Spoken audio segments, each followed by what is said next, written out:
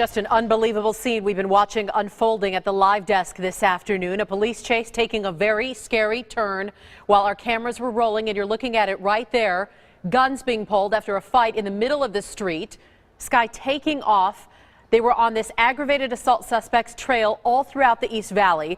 The guy had reportedly tried to carjack that motorcyclist there. And then we saw him getting on freeways and getting on surface streets and alternating between them, hopping back on the 202, then making his way on the I-10 west down toward Tucson. We're now hearing shots were fired from that white truck, which, by the way, police tell us was stolen. They had to use a pit maneuver to get him to stop out there. The truck finally rolling over down near Riggs Road on the I-10. The guy thrown from the truck. We are hearing at this point he is alive. That's from our crews out in the field. In fact, let's get to some of our crews. Navita Forgani has been heading down south on the I-10 toward Tucson to try to get an update for us on this. Navita, are you there? And where did this start specifically is the information that we want to get from her. We know that in Marana there was some sort of aggravated assault that was reported. A truck was stolen. Police finally say that they tracked down their man finally in Mesa, and that's when this whole chase started. And you're looking at some pictures that were coming in earlier today as he made his way on and off surface streets and getting back on the freeway, dodging in and out of traffic. As you see pedestrians right there making their way across the street, going through busy, high traffic areas to evade police, to get away from them. And this pursuit went on for nearly 30 minutes before, as we told you, that crash happening south of the valley. Let's check in with some of our crews on the phone right now to find out what more they know. And right now we're going to talk to Dr. Jim Ness. Can you open up my microphone real fast? Okay, there we go. We're going to talk to Dr. Jim Ness. He's on the phone right now. He's a former chief of police in Illinois. Dr. Ness, can you hear us? Yes, I can hear you. Well, thanks so much for joining us. As we've been watching this for the past 30 minutes or so, and obviously it's ended now, and this is video that we're seeing on ABC 15 News at 6. Tell us exactly how police handle a pursuit like this, especially during rush hour. Well, safety of the community is utmost. They have to think about what's going to go on. I mean, is it worth chasing somebody? I mean, this guy apparently had some felony aggravated assault charges. Why they were initially after him. So, but with the helicopter, when you can track somebody through the air, the police sometimes have a tendency to back off, and I mean, this calms the driver and into hopefully making a mistake or something or other of that particular nature. But again, departments have to follow policy, and if you just can't go out and chase somebody because they've committed this particular crime. You have to fall within policy and think about the safety of everybody else. Apparently, they did use the PIT maneuver on this individual, did they not?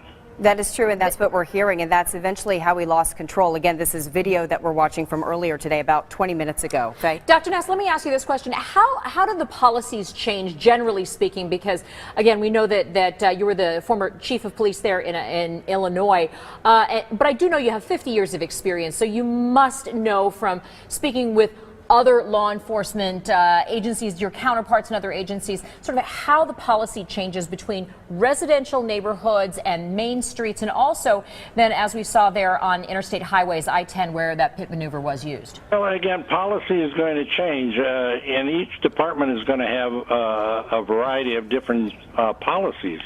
In Florida, probably, Orange County, I believe it is, has probably one of the most restrictive pursuit policies in the United States, while others justify only if the suspect is engaged in some kind of violent act or someone is seriously hurt or if the suspect was allowed to escape.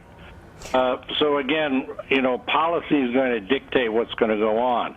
Now, if it's a clear day and little traffic, probably pursuit could be justified. But if there's a lot of traffic, if there's clogged traffic, in the afternoon when there's school buses and children and residents and people driving home, it's probably not worth the risk. And a supervisor will make that particular decision as to what they're going to do.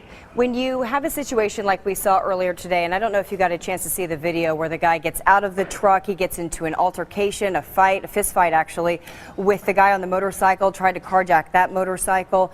When you look at situations like that and how a particular suspect is driving erratically, does that change the way you decide how to attack this particular pursuit? Well, yes, it would. As you saw in the video, when I was watching it live, the officers got out of their vehicle. They had their guns drawn. They were ready to engage the suspect at that particular time.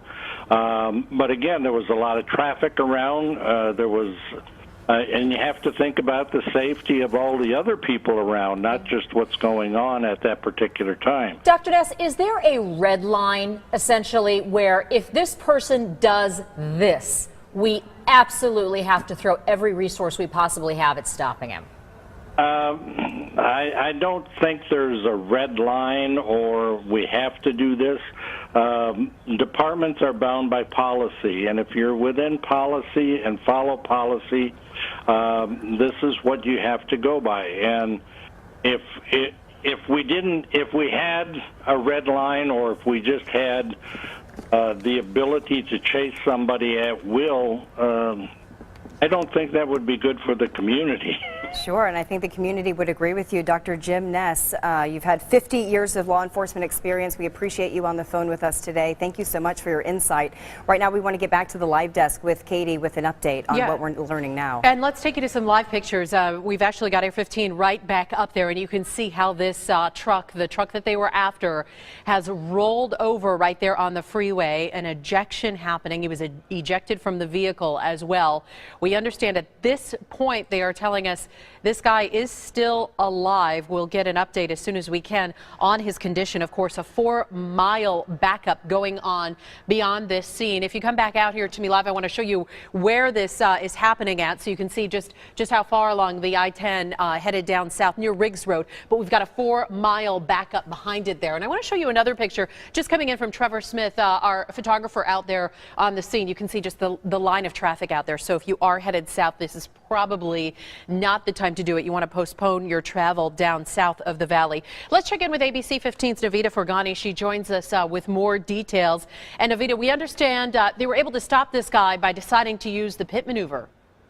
That's exactly right. It caused him to lose control, and right now that truck is on its side right here on the I-10 westbound lane. So he was actually headed east on the I-10, and his car is completely on the other side, flipped over towards the median. Cars are backed up. We're hearing people asking, hey, is there another way out of this literal traffic jam? Because they are stuck here as officers now have to conduct an investigation. Now, this is what I'm learning. This actually started in Morena. This suspect was wanted for failing to yield aggravated assault and stealing a vehicle. At some point, Mesa police caught up to him in Mesa, started chasing him, and then we saw everything unfold, of course, on Air 15. Again, we're trying to learn a lot more about this suspect. We did just see the ambulance take off, headed back to Phoenix with the suspect inside. I am being told that he is alive. But again, this was probably not as much traffic as the suspect was experiencing in the valley or in Phoenix, so it's probably a lot safer for officers to do that pit maneuver to get the suspect to stop before he can go any further. Back to you guys. So stay with us on the phone there, Navita. One of the things in this pit maneuver, for those of you who are not familiar with this at home, the patrol car is going to tap that car that they're after, or in this case, the white truck, try to get him to lose control out there on the roads. Now, people who train in this kind of stuff say it feels like you hit a patch of ice. So almost the suspect in this case wouldn't even know that they'd been hit necessarily. They lose control that quick when trying to get away from police. So that's what happened out there. They were given permission to do that and have enough safe space to do that.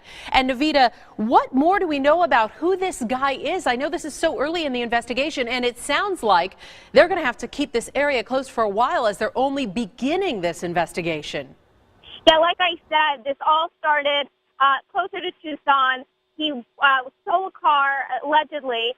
He also was wanted for aggravated assault and failing to yield to officers. So that's where this whole thing started. Again, I don't know how yet he wound up in Mesa and how Mesa found out about him and started to pursue him, but obviously there was an alert out for him. I am also being told that this guy had a mentality of suicide by cop, so he was willing to die.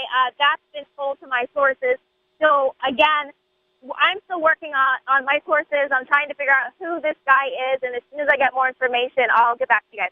Well, it just proves how scary that situation was that unfolded right there on surface streets earlier. While this chase was going on, he had been out on the freeway, chose to get off the freeway, head on some of the surface streets, and that's when we saw one of the scariest scenes where he, it looks like, attempted to carjack a motorcycle that was in front of his car in the way. A fist fight happened between these two guys.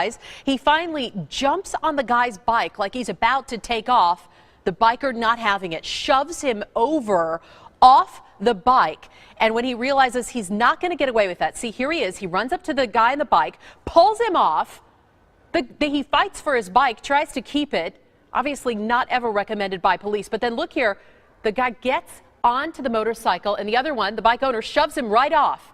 As he runs back, two get out of their cars, and it looks like these are now identified as officers. We can tell because they had vests on, also a clip around their leg there, and they could have taken their shot, but there are so many people to consider, innocent bystanders out there on the street that they have to protect, that they just were not able to take their shot there, and the guy takes off again. He gets back onto the freeway, heads south on the 101, even gets off in the Chandler areas, driving on the curb, not caring about any lives out there, then gets back on the freeway heading south on the I-10, and that's finally, ladies, where he was ejected. We'll continue to follow even more on this. All right, we're going to take a break right now. We do have crews that are on the scene where that motorcycle fight happened, so we're going to get to them as well as get you some more information as police continue to answer our questions on a police pursuit that ended south of the valley. We're back right after this.